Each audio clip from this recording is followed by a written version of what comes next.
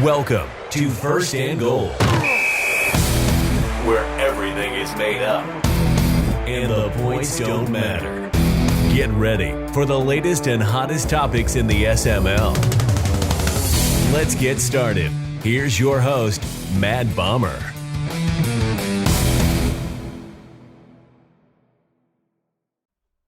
What's going on, SML? First and Goal is back. Didn't even make it a week till we got the second episode, and this one's a good one. We got Pauly, we've got Prime, and then we've got CC. What's going on, guys? Everybody ready for tonight? I'm feeling good. Oh, yeah, baby. Let's rock. All right, so we'll get started. I'm going to start with you, Pauly, on this one because this is kind of your question, especially after last cycle. Do QBs matter this year? I would say they matter a little bit more than last year, Okay. especially if you have the OP abilities like I do with Mahomes and other guys do maybe with Herbert or whatnot. You can feel it. I mean, I'm enjoying playing with Mahomes. I mean, in all my 25 years of Madden, this is the first time I've played with a great QB other than Brady. And back then, it was before abilities were even a thing on Madden. So I never really got a QB with abilities. It's unbelievable. But there's always those guys, you know, the greats that can make those low QBs, you know, great, like Prime. You know what I mean? So QB, you can play with any QB, you know, if you have the right skill level. But guys like me, I'm enjoying it so far, man. I'm enjoying it. So I would say a little bit more than last year, but not, you know, completely. All right, CC, what do you think? I mean, I think you hit the nail on the head of the hammer here. Two things. Yes, quarterbacks do matter. I can use myself as an example. This is the first year I've had a quarterback over 86, and I'm 500. The only other time was the last season of last cycle, which was the only season I had a winning record. So quarterbacks definitely matter for the mediocre to bad players like myself. But aside from that, I think it's abilities that matter more than it is a quarterback. If you get a good quarterback with bad abilities, it doesn't do that much for you, but if you got a good quarterback with good abilities, I think it make or breaks you if you're a mediocre player or worse. But the greats, they're going to be the goods and the greats. There's a reason why they've been on top for the whole time. All right, Prime, what do you think? Did he hit the nail on the head of the hammer? Not quite, no. So I love CeCe and I love Pauly, and they're half right. So quarterbacks do matter more this year, but not just because abilities. I will say that set feet lead and pass lead elite are back. Maybe not quite to where they were 2 years ago when Doink was good. He's not good anymore at all, but when he was good with it. But what we see from quarterbacks, and just from my experience, I played with the Lions with Goff and with Milton. Throw power makes a difference. High level throw power makes a difference on deep passes in terms of hitting go routes, in terms of hitting velocity on passes. They get there quicker, which leads to less breakups. Also, speed on quarterback matters. Last year, I had Anthony Richardson, and you could still get good running plays. However, at times they moved in quicksand. You see a guy like Meats with Lamar Jackson this year, and he is completely doing figure eights in the backfield. You could not do that last year. So speed and quarterbacks matter, and that's not even considering escape artist or something. That's just fast quarterbacks matter. So to me, these are all things, big things that can change an outcome in a game and make a difference. All right, Prime. The Yotel secrets, that's enough for one, all right? Come on. All right, thanks. Thank you. All right, so let me just hang on. I'm going to write this down. I'm looking at quarterbacks right now in the draft. Okay. So second down. So it seems like every year we got an ability that makes a difference, right? It went from like freight train to escape artist, the set feet lead that you mentioned, inside stuff, omniscient or omniscient last cycle. What do you think, if any, is going to be the one this year? And CC, we'll start with you. You know, honestly, I have not played enough Sim Madden to know what to expect. I think first season, you really just can't tell. You've got one person that maybe has a good ability on one team. It's not going to be until season 3 or 4 where we actually see 2 or 3 guys have a broken ability. And when 2 or 3 mediocre guys, if I get a really good ability and I start winning the division, well, you know it's probably a broken ability. Let's just be clear there. All right. Prime, what do you think? For me, when I look at it, I look at evasive. And when you look at your running backs, I know my Gibbs has it, I believe. Mm-hmm. I don't know who else has it. But when you look at their turns, when you look at how he moves, and I haven't really unleashed Gibbs yet this season. He's been on wear and tear control for me. But when I turn hard, he gets a speed boost unlike any other. And nobody's seen that yet because, hey, I keep things close to the vest. I don't go on shows and say what my plans are in the playoffs. But just watch out and keep an eye on Gibbs on big runs. If you want an example, watch me completely cook Gutta with Gibbs in week 2. He looked like a fool out there. Evasive. Keep an eye out on evasive. Right. To me, it reminds me of human joystick. Okay, and I think it is pretty. All much right. the Well, same. Pauly, what do you think? just take my answer. Well, just take my answer, Prime. Just take my answer. Tell everybody what's good. Just keep doing what you're doing, man. Try to even out the league. I get it, buddy. But my evasive was my answer too. This mofo, butt in front of me, taking out my answers. But anyways, Where'd you I'm gonna get it go from? to the next best thing. Whatever abilities Mahomes has that works, those are the best ones. Because I love passing with him. I love you can zip it in there. Whatever one makes me zip it in there hard. I mean, whatever Still the one talking that about is, that's Mahomes? the one. Yeah. Okay. That's the only. This is the first time I've ever played with these kind of abilities. The one that just gets it in there fast, I can bullet. Whatever one that is, that's the one I say. Other than evasive, evasive is number one by far. I found that out at the Yotel. All right. So then third down. This is the one we're gonna start with CC on this one. I know you guys wanted to argue over who was gonna go first on this one. Third down, Stavo, one of the best rosters in the NFC South, right? We know that's why he took that. I hate division. Stavo. He knew the bad teams were going to fall to the guys that didn't have high records. So he's in a division with MMX, ZBD, not nice, none who are really a big threat, and yet he's 6-4-1. He may have won a game. I think he just beat Doink maybe, so maybe he's got a 7th win. But 1-3 in the division. What do you think is going on in Atlanta? CC, we'll start with you.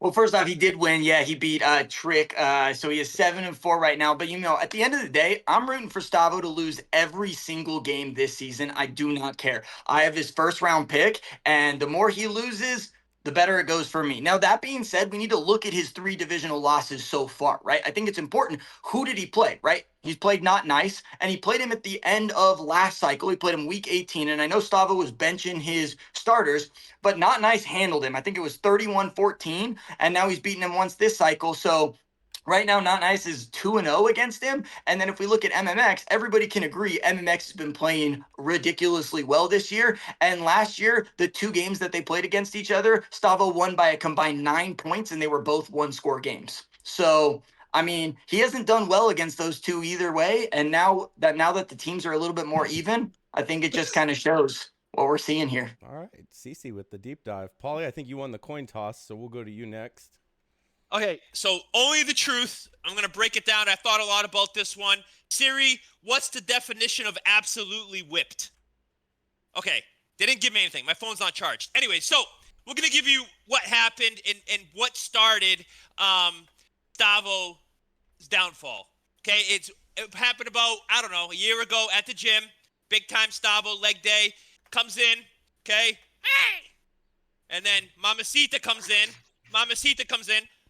Oh, hey, how you looking good? Hey, I'm Stavo. I am the Latin lion. Oh, Mamacita, how can I bring you home? Oh, Stavo. Oh, what's good about you? I've won 2 rings in the SML. Well, if you get with me, Papacito, you will not be playing any ring. The only ring is the one on my finger. Let me think about that. Okay, let's go. Bye, SML. I'm no longer compatible because I am another thing in my life that I take more serious than Madden. All right. Prime, somehow I don't think that was entirely your answer, but what do you have? That was impressive by Pauly. And I'll say this. I've met several SML members, and some who are whipped and some who are not whipped. But on September 1st, on SML Total Access, I did say that Stavo's downfall was going to happen. That was before the cycle even started. We did watch him last cycle win 2 Sombardis until he fell off the map. You do get an X on your chest when you win games.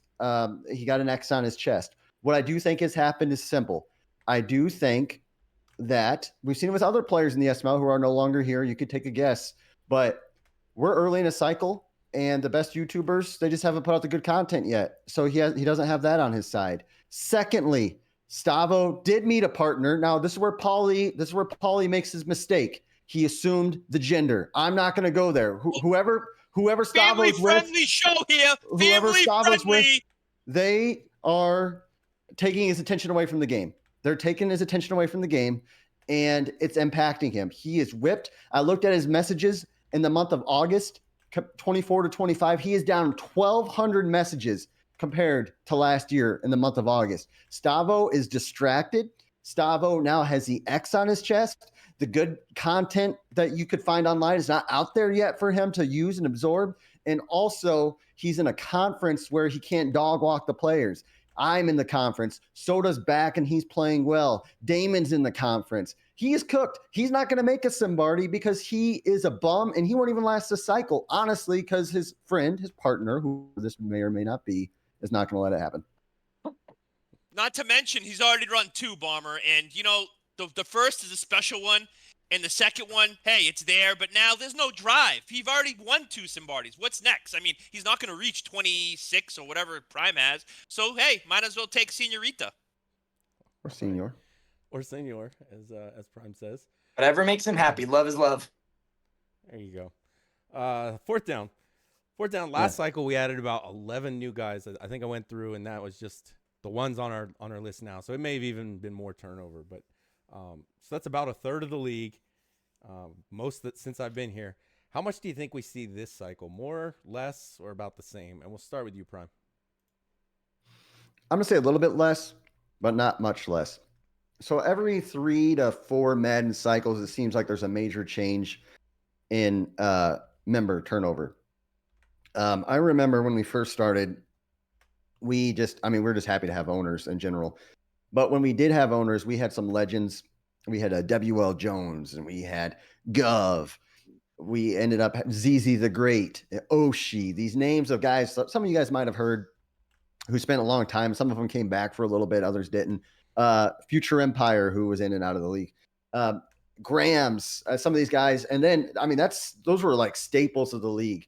And then they kind of go by the wayside. And then you have your new kind of the new era where it's the Coops, the Fazes, the KJs, the guys like that, the Beans of the world, Finns of the world. And then after about 3 cycles, they left. And I think that's where the transition period is. And that's where a lot of leagues tend to die. The thing is, we have Primer, where you have a 75-man wait list. You have competent admins in the Primer who can allow that feeder league to keep the league going. And some of those guys might try to find their way back. But the cool thing is I think we still might have close to that turnover because when you have a 75 weight man and Primer, the level of owner is gonna kind of rise up, and we're gonna have better options. That's what I think. Yeah, kind of to hit on that. Primer right now is actually really, really active and in a good spot. Just to throw that out there. How about you, Pauly? What do you think for this cycle? I think that Prime in his 30s is a lot more long-winded than he used to be. Holy smokes, Prime. You got a lot to get off your chest tonight, buddy. He's been on this show before. Whoo, my God, long-winded. He's here for a good time and a long time. I'm ready, man. I got the stamina, coach. Going out here. You got to have the stamina, coach. All right, so, no, that ain't me. All right, so next, let's go through this. I hope that we don't have a lot just because right now I don't remember like 4 or 5 of them because they don't distinguish themselves. They don't set themselves apart, and that's what I look for. Like CC, I know, like guys like Kim, Johnny. I know, there's guys that you have to distinguish yourself in order to stay in here and obviously not break the rules. But I'm gonna say 5 to 7 guys. 5 to 7 guys this cycle, and I get it. Primer's doing well, but. I just rather have the guys stay in here that deserve to be here than adding more like 20-year-olds, that have to learn their name again. So I hope it's 5 to 7 and not more than that, because turnover is good sometimes, but it's also changes the dynamics of the league. Most times good, but sometimes it kind of leaves it flat because you don't know. It takes a while for people to gel, I'm going to say. Okay. Cece, what do you think? So I pegged that number right at 5. That's kind of the number that I thought was going to be the turnover. I feel like there's a lot of people that just came into the league. This is only my second cycle, and a lot of people came in at the tail end of last cycle who are really making their mark either with the prop bets or the podcasts and stuff like that are ingraining themselves and really showing a love for the league.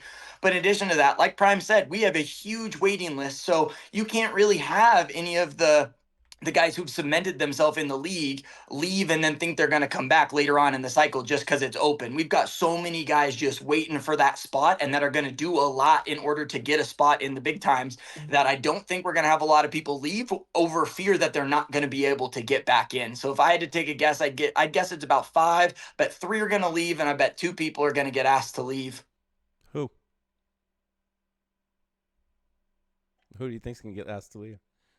Who do you think? Yeah. I mean, I got no idea. I thought I was on the hot seat for a while early on because I kept breaking rules. So I think it's about the rule break. I think right. the rule break is really what matters. So Steve's volunteering for or Steve, CC, whatever you name it. You're volunteering for the hot seat. Steve. Yeah, Steve's already on the hot seat. At least I've been on the hot seat. I know what I'm about. That's why I try to do as much as I can when I can. Steve's got a birthday Nice job, coming up. Steve. I respect you, buddy. He's in trouble. Thank you. I respect you guys. All right. Yeah. So we had to have an extra point for this one. I listened to the Smokey and Not Nice podcast this morning. They were talking about the Christian Kirk assassination. Yeah, they called him Christian Kirk. But so on his podcast, Smokey claims that people are watching his stream and getting information in real time, and that's what's been going on in his last few games. Do you think there's anything to that, or what do you think that is? And we'll start with you, CC. Man, no, personally, I don't think anybody's trying to steal any plays here. I think if people really wanted to get that advantage, they would go to a league where they're going to win some money out of it. They're going to win a little bit more. But quite frankly, I'm going to be honest. If people wanted to steal plays and people wanted to try to get ahead of the best, they're going to go for prime first. If I wanted to cheat, I'd go after the big dogs. I'd go after the guys that are going to win the Simbardies and figure out what they're doing and adapt to that before I'd go to the middle of the road kind of guys like Smokey. I don't think people are stealing them. I hope not, but I'm a bottom of the barrel, so nobody's going to be stealing my plays. They don't need it to win. So, but that's just my opinion. I don't think people are going to cheat. That's the easiest way to get booted out immediately if you get caught doing something like that. All right, Prime. So CC says he's going to stream snipe you. What do you think about Smokey's podcast? 2 weeks. I play Prime in 2 or 3 weeks. Be ready. That'll be a good one. That'll be a fun one. I played a playoff game against a guy who literally stream sniped me, and he forgot to log off his other account. I don't know if you remember that, Bomber. Was that Spades? Ravens. Spades, yeah. I do think. Do I think it's happening? Probably. There's a lot of things that happen, laws that are broken in America that we wish wouldn't happen that do happen. Do I have any way of proving it? No. Do I think that it's something you want to address on a podcast after you may or may not have lost a couple games? No. I think it's something you kind of collect your data on. Is it going to be tough to prove? It's going to be pretty tough to prove. I'm sure the guys who have like a 5-screen setup, red zone style, with all this crazy stuff, those are the ones that are most likely to be doing it, I would guess, if I were to assume. Now, that said, taking a step back, do we go to? I've seen the suggestion of us going to YouTube. We've been on Twitch for I don't even know how long it's been, 8 years now, 9 years, and for us to make a big rule change based on a feeling that somebody might have about something somebody might have done, it's just not practical for the league. So I'm sure somebody in the league is doing it though. I'm sure it's happening. All right, Pauly, what do you think? First of all, Smokey, is this the guy with the 2.5 hour long podcast? That's the one. Okay, that's the one. All right. Wow, that thing was whew. But anyway, so as far as this goes, I don't really know too much about this because I have problems even keeping my phone next to me, and I have to really focus on the big 80-inch TV. But so this is watching a game while you're playing a game at the same time, right? Is that what it is? That or I think he said that some people were in party chats with other people that were watching the game, and they were feeding him information. So he has friends that do it for him. Okay, got it. Well, if anybody's doing that, it's just a shortcut. It's just a shortcut that's lazy. If you want to really prepare, go watch film and go break down the X's and O's. I mean, we have an excellent staff here of administrators. I mean, I know because I've been suspended like 85,000 times, so they do their job. So for somebody to get away with this, they might get away with it 1, 2, 3 times, but down the road, it's rest in peace for whoever's doing that, just to send the message, because we already had that here, and he didn't last very long. So there's somebody doing it, maybe, but it won't last long in here with the guys we have, and that's the truth. All right, so with that, our final scores are CC with 92, Pauly with 99, and Prime with 98. Pauly, you won tonight's episode of First and Goal. Go, Coach. Your reenactment of Stavo in the gym put you over the top. So these last 10 seconds are all yours.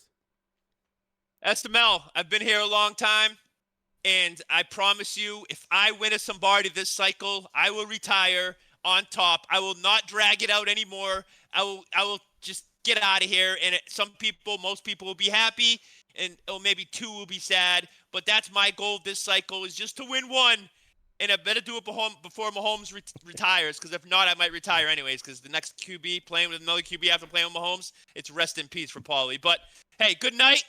Let's go, SML. Number one in the nation, baby. All right, guys. Thanks for watching. Thanks for being on. And until next time, this is First and Goal. Thanks for listening to First and Goal.